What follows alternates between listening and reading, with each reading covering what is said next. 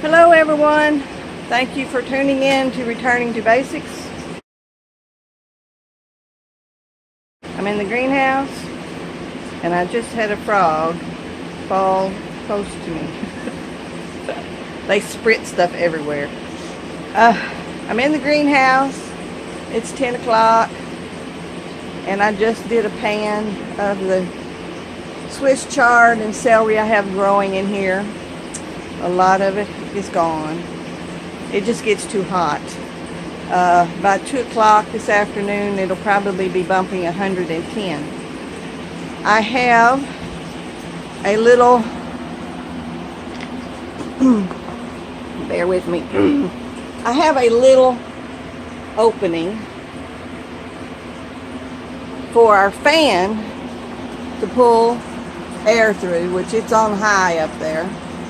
And I also have a small panel up in the corner that has holes in it for it to pull through. And it is not enough. So, I have been thinking about what I could do out here. All of our weather comes from that way. That way has no electrical run along the side, but it also gets the worst of the sun. This side, where my workbench is, has all the electrical. This wall has his solar, and this is where I'm thinking about adding another hole. Designed a little bit different than this one. This is not that big. This was an experiment. Oh, that feels so good. This was an experiment just to see what kind of ventilation I could get. I have gardener's plastic over the whole greenhouse, but not the ends. So that's what this is. And if I know a big storm's coming, then I will close this, undo this flap. And I usually leave this attached to it, this clip attached to it, so that there's weight holding it down. Otherwise, even with this closed, I tend to have water come in. But this electrical cord is heavy duty, and a little bit of water on it won't be a big issue. And it's the same way in the corner. But I was thinking about designing it different and not opening from the side. Ooh, it's mosquitoes. Mosquitoes are awful this year. Instead of opening it from the side, I was thinking of doing like a piece that was like a shed roof. We will see. And it won't be this morning. It'll have to be this evening because the temperature's already getting way too hot. If we had a really good breeze, it wouldn't be so bad. And I ask you to bear with me on the noise of the fan. But this is really going to be brief. I'm going to stand in front of the fan. And it's getting so hot in here so fast, I'm not going to be able to stay in here. But I wanted to just tell you a little bit about, this is a kit. As I've said in a previous video, please do not buy a kit. You can, with a little bit of research online, find a simple greenhouse setup that you can build with lumber. You'll be able to make areas that you can open and close for ventilation. This works great in the winter, but during the summer it's just too hot to be in here. Even the Swiss chard that is in gravel and water all the time will wilt here before long. It's starting to do a little bit now. My fish, I ended up going with just goldfish. They tolerate this heat better than the other fish do. And we do have insulation all around, completely surrounding this tote. But it's just, you know, when when it gets up to 100 degrees in here, it's just too much. So I had the doors open for a long time, and we kept having birds fly in, and then they couldn't fly out. We've rescued 2 hummingbirds this year. We found 3, what did Neil call them? Wrens in here dead. They found their way in and they couldn't find their way out with the doors open. So we bought this little mesh thing. Got the magnets in it. It works really well. And we do have a little backdraft in here. See how it blows? It'll come back in, and that's probably because of the fan that I have going off on the other end, blowing across the floor. But I just need more ventilation in here. It's just too hot to do anything. You have to be in here. You have to be in here with the fan blowing right on you, and you have to be in here at daybreak, basically, for about an hour and a half to be in here with any comfort at all. So I'm still trying to figure out if I do any kind of window where I pointed out the solar panels are on the other side of that wall. They will help shield it from a lot of weather that's coming. And if I come down this wall and do another one as I did before, opening to the side, I don't want to open it out lean-to on this side of the greenhouse, because that's our walkway down between the greenhouse and the house. And I know, first thing you know, one of us, our shoulders will catch on it and rip it. And that is old plastic that came with the kit. The end that got the most sun, we've already started replacing those. I was very disappointed in how they lasted. The old ones that we still have are getting holes in them. So please stick build a greenhouse if you're going to do it. And I love my greenhouse. I'm not saying don't build a greenhouse, because I love it, and if I turn the camera around you'd see how much I love it. I have stuff everywhere. Neil set up my pump to go from our rainwater tanks in, and the pump is in here now, so it's easy to clip to the batteries and fill up the tank for the fish, which in this kind of heat evaporates pretty quick. But I've also have a bunch of fixtures that I am going to put together one early, maybe tomorrow morning, and set it up so that all I'll have to do is come in here, connect the RV pump to the battery, and it will pump from our rainwater tanks out the hose through this door, and go everywhere that what we have now is supplying, and be completely off of watering from the city water system, which runs my bill up. So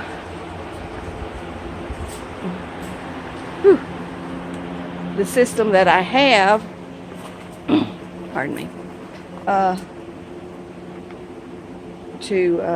I'm looking to see how to work this. I'm sorry, I'm already getting hot, red-faced. This is the system that we have set up right now.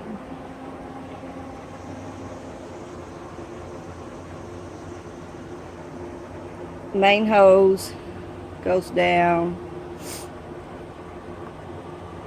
to this. That supplies 2 raised beds, one of which I unhook and water my pots with, which we have drip irrigation that we will be installing for the pots. But it also goes out to a pipe under my feet, and we installed that many years ago, and it goes over and waters the garden and the grapevines, muscadine vines. Pardon me, Neil. So I hope to have a splice like this in the next day or so. to water everything, and I can come out and hook it up, turn it on, and get out of the heat, and put a timer on it and let it go for however long.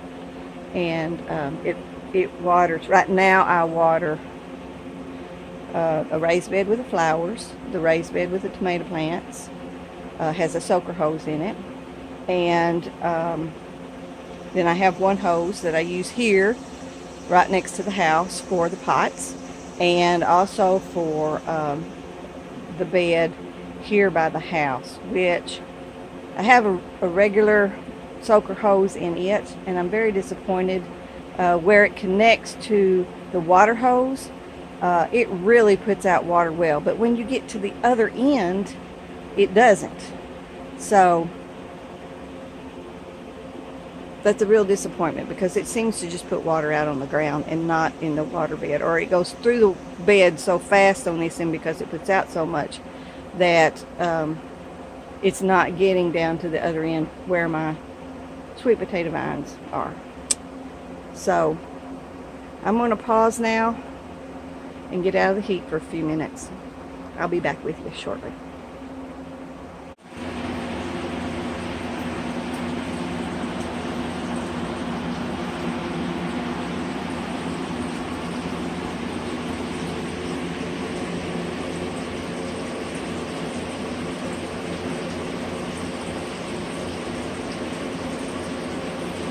This is my peppers. They're doing very well, although some of them are just starting to bloom. But this whole bed was put in late, so I'm not real sure. Although my banana peppers have done wonderful. I've already have 1 quart in fermenting, which I have never done before. I'm anxious to see how we like that. And this that's eaten up pretty bad is the radishes, which I know they're very overgrown and probably ready to harvest. But I was waiting until they got a really good size, and I'm going to roast them because no one likes the radish. I cook for me, my husband, and my mother-in-law, and none of us like radish. But Doug and Stacy, living off grid, she did a recipe that she talked about those that don't like radishes may like the leaf in their salad, which was okay, but we're anxious to try the recipe for roasting, just like you would a potato. And so I'm anxious to try that. We shall see probably this week, in a day or so, how that is for us, if we like that or not. And of course, all this lettuce is bolted. I'm not sure. I've left it because I want to see about creating a lasagna garden area. And all of these greens would be great for a layer. And I'm still contemplating. I think I'm just going to let the sweet potato vine run down the bed. I don't have anything else to plant in here at the moment. So that's just something I hadn't decided yet. Now, back over here, we lost one of Neil's chestnut trees, the one that we figured we would. The other ones seem to be doing well. And over here, my pots. I have little pots set out. I have strawberries putting out new babies everywhere. And they put out strawberries for a while and then they quit. But, and it's probably because they diverted their energy to putting out leaders and babies, which is okay with me. I'm the big berry eater in the family. So I am going to pot those. Here is one that I've already done. I did it a while back and it's doing well, and it's already putting out a leader itself. So here's where it's attached to the main weed.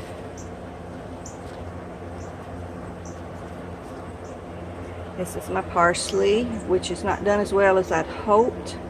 I don't know if that's a water issue, but these will be being put on a drip system here before long. This is my lemon balm.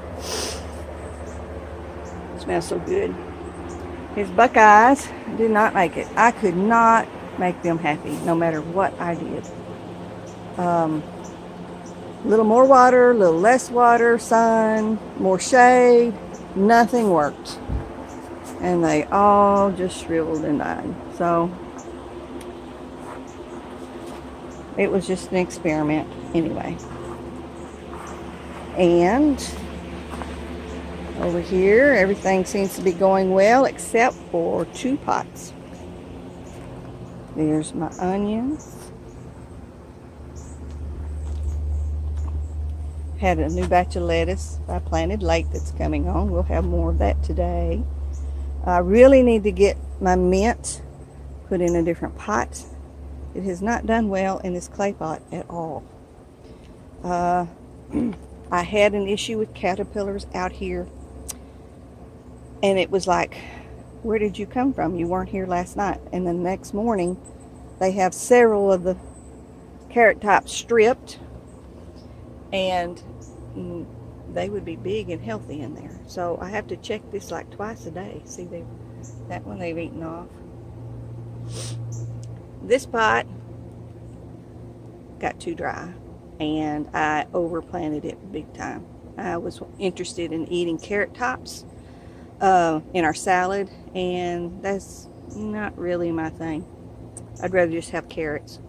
So I'll probably dump that, and whatever little ones are in there, I will, I'm like, let's see how big they are. Little bitty things. I'll just put them aside for a snack today. I'll just have my little carrots. That's all right. First time I've ever grown carrots. And here's a garlic pot. And then a little more lettuce. And excuse me, but I gotta be careful here. There's a step off. There's more garlic. I had a caterpillar in here. It took 2 of my garlics. I never would have thought it would have eaten much garlic, but it did. These are 2 more garlic pots, which I know this is the wrong time to plant it, but I had it. It's like, well, why not try? Get a little bit. If nothing else, maybe I'll get plenty that I can dry or set up and store and plant. I'd love to have a garlic bed. And I might do that over there where I'm talking about creating the lasagna garden. So we'll see. But next year, the plan, or actually by this fall, I plan to have a garlic bed so I can plant fall garlic. That's when you really need to. This is the bed that was as full as that one. And I came out and found a caterpillar and thought, well, that's taken care of. And then the next day I came out and there were 2 more in here. So I never could figure out where they were coming from. I couldn't find any kind of cocoon or anything that, something laid an egg in it. And then they hatched. I was absolutely stumped. Well, that's a leaf. Oh, there's one. A baby one. Right there. Those are the critters that are eating. So maybe that one will survive. I don't know what it was about this one pot. I hadn't found any in here or any in here. So we'll see. And then this is the asparagus bed. I broke one of the fronds the other day. And they don't come out easy. I need to come out here with my pruners and cut it out. But the rest of it's doing really well. We moved it here into this big stock tank because moles dug tunnels all in my garden. I'm not even going to show you the garden area, the in-ground garden area. I'm so disappointed. I believe we have gotten rid of them. He put out poison for them. On the other side of the fence, here are my little umbrella willows. But the moles have done a number on a lot of stuff. in our garden area. And so, which is on the other side of those I'm sorry, Neil, muscadine vines. I'm just, I just let it grow up over there. I had a crop of potatoes. They ruined the potatoes. And same thing happened, we noticed early in the year, where I have the flowers. That bed was full of sunchokes. And last year, they were just prolific. And this spring, I found a handful and replanted them. And then the moles came back, and mice came after them because I found 3 beds, and one of them had mice in it, in that flower bed. So they moved in behind the moles and ate all of the sunchokes. So I've just been really agitated this year with moles and mice. But hopefully that's over with. I need to get out there and clean that bed out and see what actually did grow. We have trouble with it not getting enough sun. Right now it does, but by noon, that big tree shades a lot of the garden.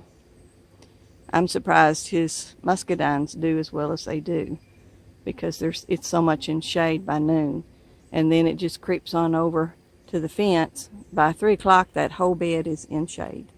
So either the tree has to be trimmed, or we give up the garden area and come out here and do raised beds, which you see the difference.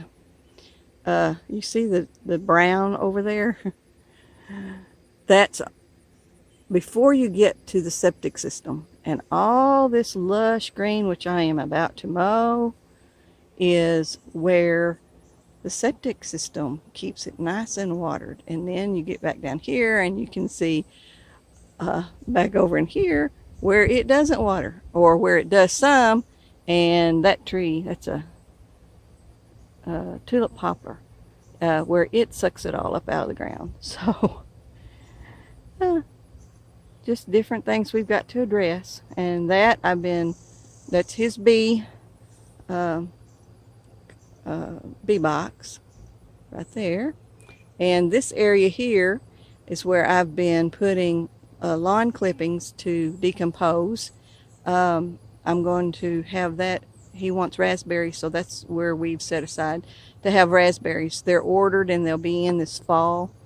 The raspberry slips that were given to us that we put there did not make it. So hopefully we can get a raised bed made there for the raspberry slips coming this fall. I want to put them in a bed because it's my understanding they tend to, over time, grow out of control. So that was one reason I put sunchokes in that flower bed over there, because they will become invasive. And I was told, you won't be able to get rid of these because they're just so hardy. But I lost every one of them. So we'll start again. I'll find some and we'll start again. We did use mold poison before I found out. We used some mold poison in that area where the flowers are, and that took care of the mold back here. But then I found out that you don't plant any food crop over the top of it for a while. So we thought, well, we'll do flowers there. We don't have a lot of flowers in the yard, so that will help with pollinators. And then next year, or late this fall, we will be able to put sunchokes back in there.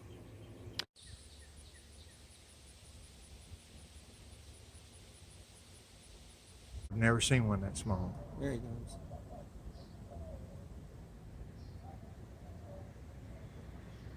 Whew. I think we're supposed to hit 105 today with the heat index. Thanks for coming along with me for a short, well, I do tend to ramble. A overview of how things are going in the raised beds and in the greenhouse. If I do tear into the greenhouse wall to make more ventilation, I'll try to bring you along. Thanks for being with us on this terribly hot day, returning to basics, and we're learning as we go, but we really appreciate your help by leaving comments. We're very interested in comments because we're in our retirement years and we've not really done this before. So any comments you have about your experiences, so if you have any that you've experienced or any tips that you have learned, trial and error, or learned from someone else and could pass along, I would really appreciate it. So if you like our channel, please click the like button and subscribe. That really does help us. If you want to be notified of anything new posted, then hit the bell. And we just really appreciate you coming along and experiencing our trial and errors and our experience at retired living and trying to be a little more self-sufficient. Be blessed, be careful, cautious. Wash your hands, and thanks for coming along. Bye.